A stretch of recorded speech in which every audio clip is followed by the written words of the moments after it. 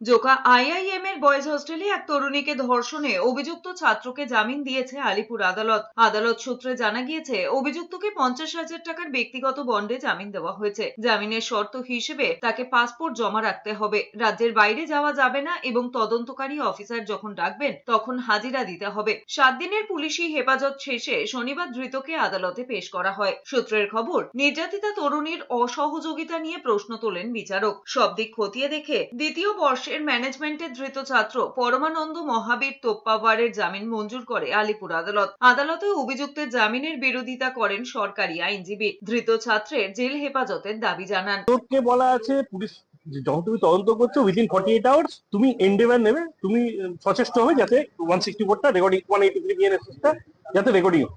এটা ওনারা ব্যাখ্যা করছেন, ওনাকে এসে দিতেই হবে। এখন উনি কি স্টেজে আছেন সেটা তো এক্ষুনি আমরা বুঝতে পারছি না। আমরা তো আয়োর এন্ডেভারটা ছিল, আয়ো ওখানে পৌঁছেছেন, উনি ওখানে নেই, সেই মুহূর্তে পাননি, সেটা লিখিতভাবে জানিয়েছেন।